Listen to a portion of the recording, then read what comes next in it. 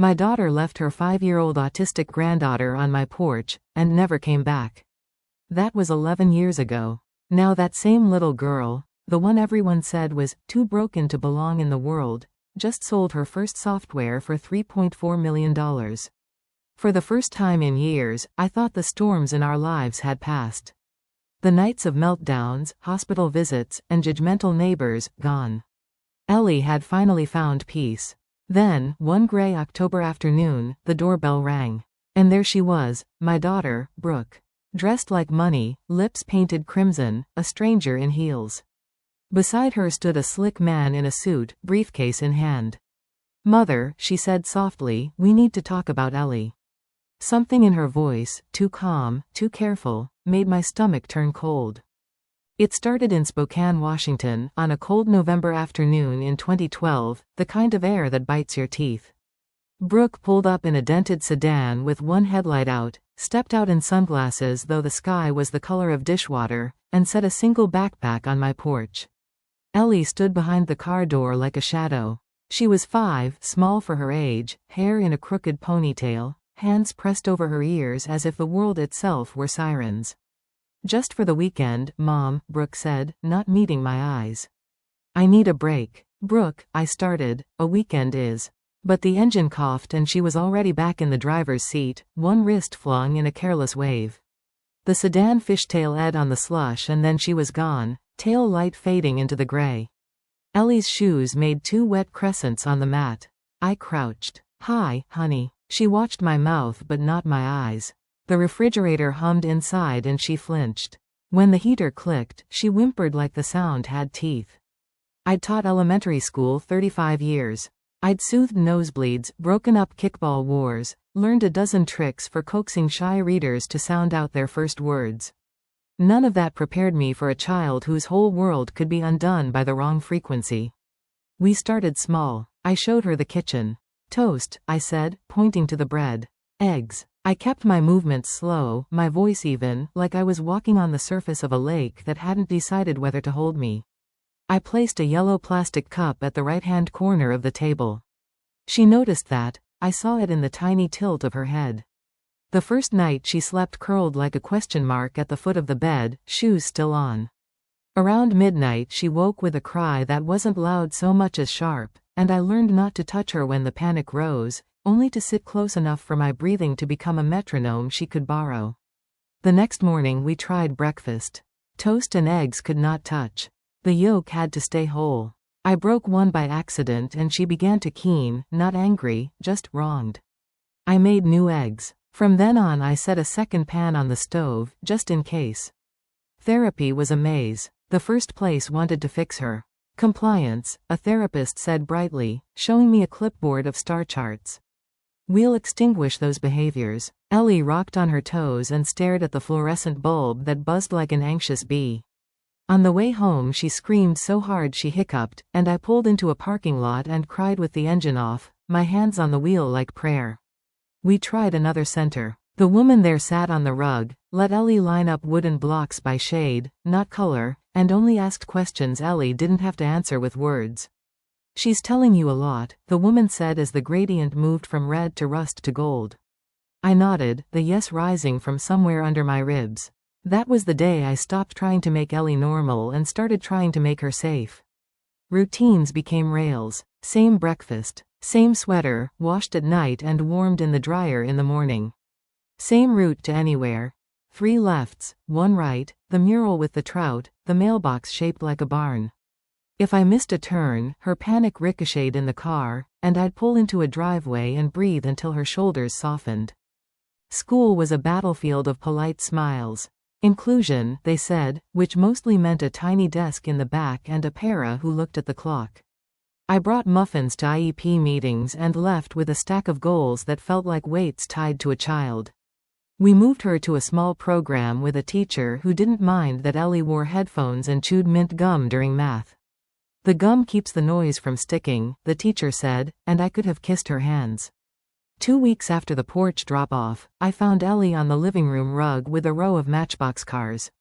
She wasn't lining them by model or size but by shade, tomato to brick to copper to honey.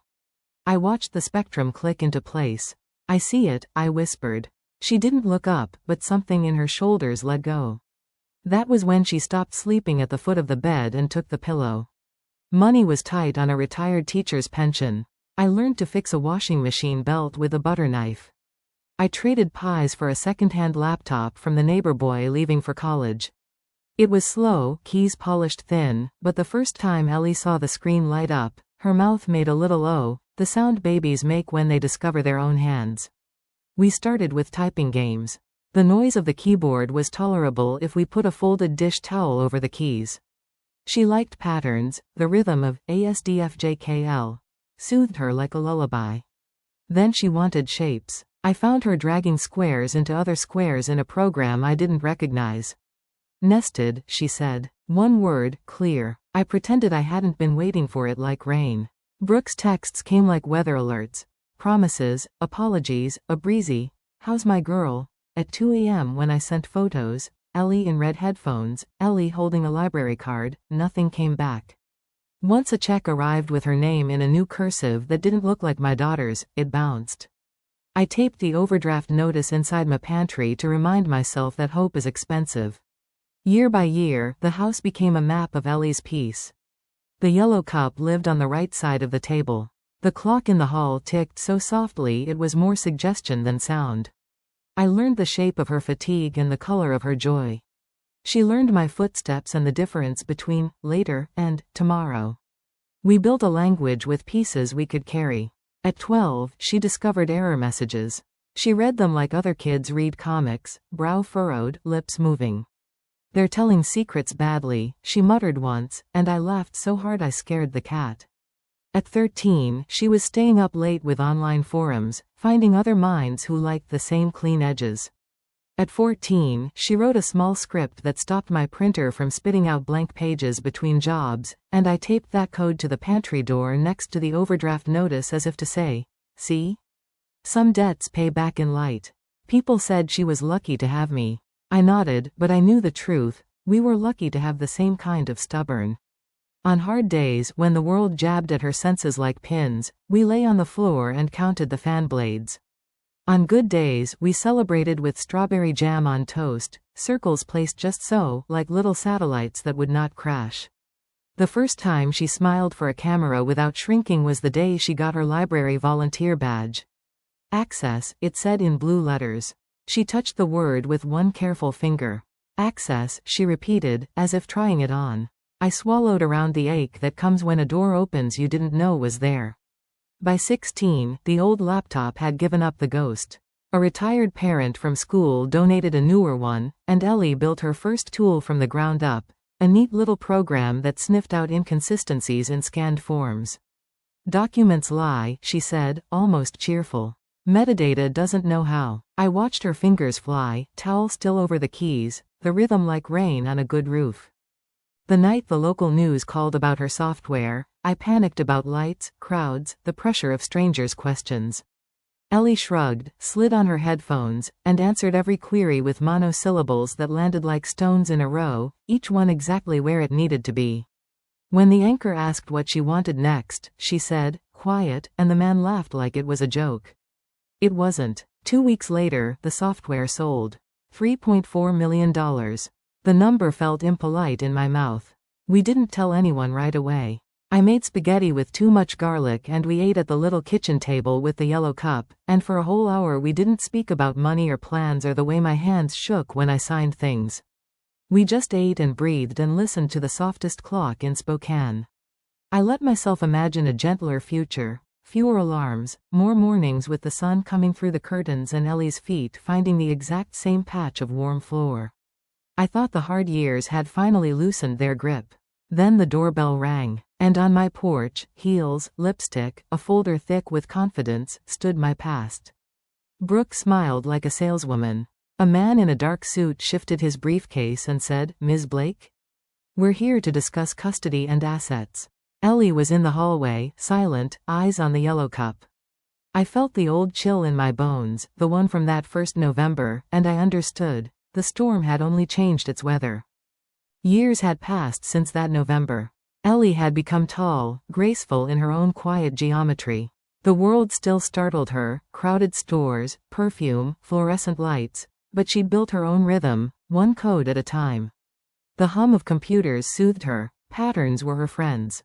When her program sold, the money went into a trust under my name until she turned 18. I thought that would protect her. I was wrong. That October afternoon, Brooke crossed my porch with a click of expensive heels. Her hair was the same golden shade she used to swear came naturally, though I could smell the salon chemicals even over the rain. Behind her stood a man who looked like every lawyer in every bad dream, polished, pale, patient. "Mother," Brooke said, her smile stretched thin. "You look well." I folded my arms. "What do you want, Brooke?" She stepped past me without waiting for permission, eyes sweeping over the house like an appraiser. The man followed, placing a black leather folder on the table beside Ellie's yellow cup. "Who's this?" I asked. "Trent Voss," he said smoothly, offering a hand I didn't take. "I represent Ms. Hayes, your daughter, in a matter of family and fiduciary concern." "Hayes," I repeated. "You changed your name again?" Brooke ignored that. She pulled out a chair and sat, crossing her legs. "We need to talk about Ellie's finances," she said. "And custody." I felt the world tilt. "Custody? Brooke, you left her here 11 years ago." "I never surrendered my parental rights," she said quickly, as if rehearsed. "I was struggling then. I've recovered." Trent slid a folder toward me. Inside were glossy photocopies, bank statements, school letters, handwritten notes supposedly from me acknowledging Brooke's monthly visits. The dates were neat, the ink fresh. "You see," he said, "Ms. Hayes has maintained consistent financial and emotional involvement in her daughter's upbringing. We have the records to prove it." My throat tightened. "These are lies." Trent smiled politely. "The court will decide that." Ellie stood at the doorway, expression unreadable behind her blue headphones. She tilted her head slightly, eyes darting to the documents. Then she looked at me and whispered, "Metadata." Brooke shifted uncomfortably. "Ellie, sweetheart, you don't understand." "She understands plenty," I said. For a moment, silence filled the kitchen, heavy as wet wool. Then Trent gathered his papers. "You'll be hearing from us," he said. "Until then, we expect full cooperation. Ms. Hayes will file for emergency custody within the week." When they left, Brooke paused at the door, eyes softening in a way that used to break me. "I just want what's fair," she murmured. The door clicked shut. Ellie removed her headphones. "They forged everything," she said simply. I sat down hard. "Can you prove it?" Her fingers tapped the table, a rhythm I knew meant thinking. "Yes," she said after a moment. "But we'll let her talk first." 2 days later, the official notice arrived. Hayes versus Blake, petition for restoration of custody and control of minor child and associated financial assets. Hearing in 1 week. I barely slept. My lawyer, an old colleague's son named Paul, warned me, "They're claiming you exploited Ellie's talent for profit." Without a signed custody agreement, it looks messy. Messy. The word made me feel small. In the courtroom, Brooke wore remorse like jewelry. Soft gray sweater, a single tear when she spoke about regaining her connection with the daughter she never stopped loving. Trent handled the documents with theatrical care, presenting each forged page as if it were scripture. "I visited every month," Brooke said, her voice trembling. "I sent money. I called every birthday." Paul objected, but the judge, an older man with tired eyes, raised a hand. "We'll see the evidence." The lawyer stacked folders before him, notarized letters, receipts, even a photo of Brooke and Ellie supposedly taken in 2015 at Riverfront Park. I felt my heart hammering. The judge flipped through them, nodding. "Compelling documentation," he said. Paul whispered, "We can't win this without proof she's lying." Ellie sat quietly beside me, her laptop on her knees. She had insisted on attending, though the courtroom lights buzzed and the crowd noise made her flinch. Now she whispered, "When he asks me, I'll show him." When the judge finally turned toward her, his tone softened. "Miss Blake, do you wish to speak?" Ellie stood, her movements exact. "Yes, Your Honor." She connected her laptop to the courtroom projector. A blue screen appeared. "These documents," she said, voice steady, "were created 6 days after a local news story about my software aired." The judge frowned. "Explain." "Metadata," Ellie said, tapping keys. "Every digital file keeps a fingerprint, when it was made, where, and by whom. These show timestamps from 2 weeks ago, not years ago. The screen displayed data rows, precise, undeniable. Gasps rippled through the room. The photo, Ellie continued, bringing up an image. That park bench behind her? Installed in 2016. The document says 2015. Trent shifted in his chair. Brooke's color drained. The notary's seal, Ellie said. The real notary died 4 years ago. I checked public records. Paul's eyebrows shot up. She's brilliant, he whispered. Ellie wasn't finished. Also, every file shares the same source ID, belonging to Mr. Voss's paralegal account. The courtroom erupted. The judge raised his gavel. Order. Trent stammered, there must be a mistake. Brooke turned on him. You said it would work. The judge's eyes hardened. Mr. Voss, you'll remain for questioning. Ms. Hayes, these allegations are serious. Until verified, your custody petition is suspended. He turned to me. Mrs. Blake, full custody remains with you pending investigation. I exhaled for the first time in days. Paul squeezed my shoulder. Ellie simply closed her laptop, calm as ever. Brooke covered her face with her hands. Mom, please. I shook my head. Don't. You left us once. Don't pretend it was mercy. The bailiff escorted them out. The last thing I heard was Brooke's whisper, you've always turned her against me. When we stepped outside, sunlight hit the courthouse steps like forgiveness. Ellie blinked, then pulled her hood up. Can we go home now? She asked. Yes, baby, I said.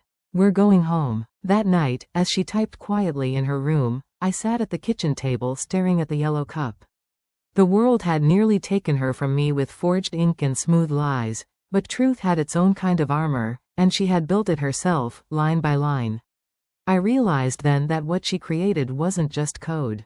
It was protection, justice written in logic no fraud could fake.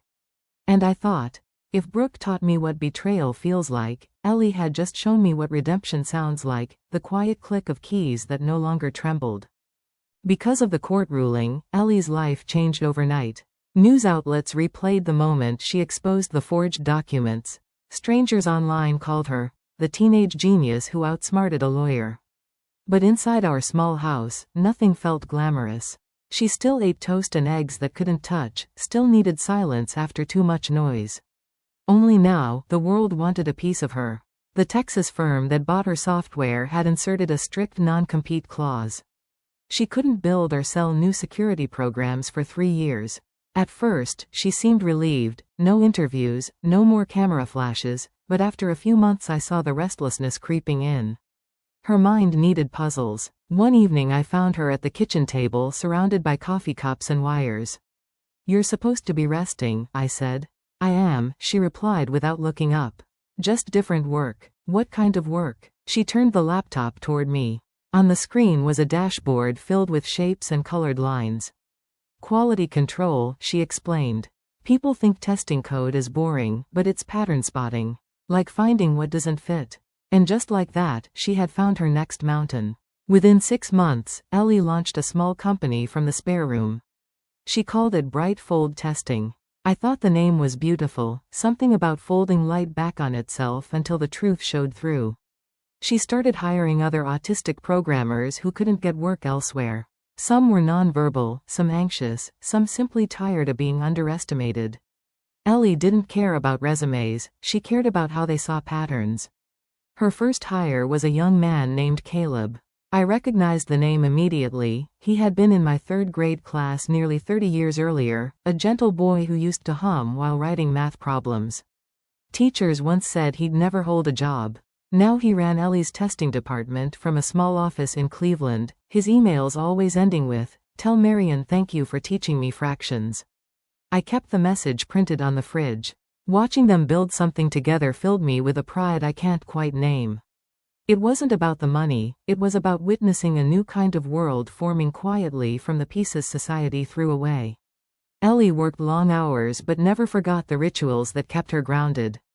Every night she washed her yellow cup, set it to dry on the counter's right side, and whispered good night to the cat. 3 months after the court case, I brought her dinner, roast chicken, mashed potatoes, and a slice of peach pie. Her apartment was small but bright, the hum of her computers blending with soft jazz. She looked up from the screen as I placed the plate beside her. You didn't have to bring food, Grandma, she said.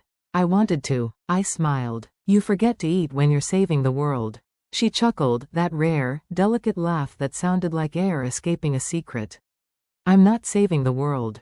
I'm just making it a little harder for liars to win. I sat beside her. That's close enough. She glanced toward the kitchen counter. The chipped yellow cup waited, half full of water. I picked it up, tracing the scratch along its rim. You've had this since you were 5, I said. It keeps things predictable. She hesitated, then added quietly, like you. For a moment neither of us spoke. Then she closed the laptop and looked straight at me. You could have sent me away like she did, she said. You didn't. You stayed. I opened my mouth, but no words came. I just nodded, my throat too tight. Ellie smiled, a small, real smile that reached her eyes. You chose me, she whispered. So I built something that makes the truth impossible to erase. That night, after she went back to work, I stepped outside into the crisp Cleveland air. The city lights shimmered on the wet pavement. I thought about all the nights I stayed awake worrying, all the times I doubted myself. If there was a moral written somewhere in those sleepless years, it was this: love isn't soft. It's disciplined, it's the daily choice to stay when leaving would be easier. People used to say Ellie would never make it on her own, that she'd never survive without her mother. They were wrong. She didn't just survive, she redefined what survival looked like. A few weeks later, a letter arrived from the state attorney's office. Brooke and her lawyer were being formally charged with fraud and obstruction. I read it twice, then folded it neatly and tucked it in the drawer under the good tablecloth. Justice didn't need to be celebrated loudly, sometimes it was enough just to know the scales had balanced. Ellie never asked about her mother again, but sometimes I caught her watching old family photos on the digital frame. When Brooke's face appeared, she didn't flinch or turn away.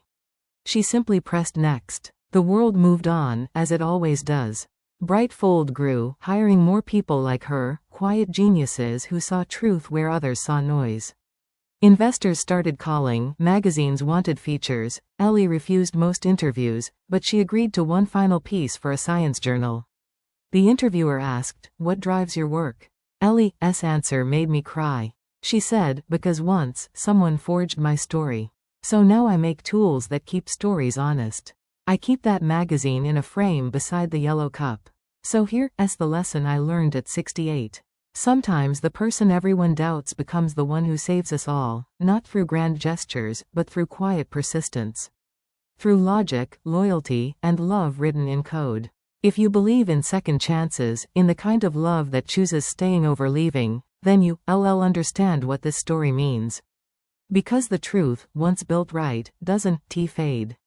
It shines, and maybe that's what Ellie really created, a world where truth has a backbone.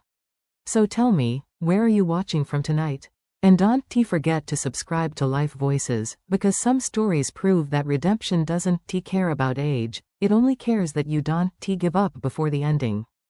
When people hear about us now, they imagine a miracle story, a brilliant girl, a proud grandmother, a clean ending. But real life doesn't end at the headline. After the cameras stopped calling and the lawyers disappeared, there was silence again. The kind of silence that can feel like peace or emptiness depending on the hour. For a while, I didn't know what to do with myself. The house had grown too still. Every cup, every scratch on the counter, carried a ghost of the years when every second was survival. I would wake at 5 a.m. expecting the sound of Ellie pacing before therapy or muttering code to herself in the half-light. Now the mornings belonged only to the hum of the refrigerator and the ache in my knees. Sometimes I'd walk by her old room. It smelled faintly of solder and peppermint tea. She'd left a few things behind, her childhood blanket, a cracked Rubik's Cube, and the first piece of code she'd ever printed. Across the top, in clumsy marker, she'd written, "Truth has patterns." I framed it. Neighbors started stopping by again, the same ones who once whispered that I was too old to be raising a special child. They came with casseroles and soft apologies wrapped in curiosity. "You must be so proud," they'd say, as if pride could erase the lonely parts. I'd smile, pour coffee, and change the subject. Pride is quiet when it's real. Then came a letter from Ellie. Handwritten. My heart skipped. She hated writing by hand because she said pens didn't undo. The envelope was pale blue. Inside was a note in her careful print. Grandma, I think it's time you start something too. Not for me, for you. Underneath was a plane ticket to Cleveland and a visitor's badge for Brightfold HQ. When I arrived, her office looked nothing like the cluttered rooms I'd imagined. White walls, sunlight, rows of computers. On one wall hung a mural painted by one of her employees, swirling blues and yellows forming the words proof over promise. Ellie met me at the door, her posture straighter now, her confidence settled rather than forced. You said once you missed teaching, she told me. We need trainers for new hires. People who understand patients better than anyone. I blinked back tears. You're offering me a job? She smiled. I'm offering you a purpose. So I started part-time. My title read, Integration Mentor, but mostly I taught people how to breathe through frustration, how to see patterns in chaos, how to listen before assuming. In every new face, I saw a fragment of Ellie, cautious, brilliant, searching for understanding instead of pity. One afternoon, Caleb approached my desk holding a folder. Mrs. Blake, he said shyly, Ellie asked if you'd look over our outreach proposal. We're planning scholarships for autistic students who want to study digital forensics. I opened the folder and felt my chest tighten. At the top of the proposal, the Marion Blake Fellowship. I laughed and cried all at once. She shouldn't have done this. She said you'd say that, he replied, grinning. Said to tell you it's her turn to invest in you. That night, Ellie and I sat on the rooftop garden overlooking the city lights. She held her yellow cup, I had my mug of chamomile. The wind was gentle, warm. Do you ever think about her? I asked. My mother? She nodded once. Sometimes. Mostly when I see people trying to fake love. But I don't feel angry anymore. I just feel done. I studied her profile, calm, resolved. You remind me of your grandfather when you say things like that.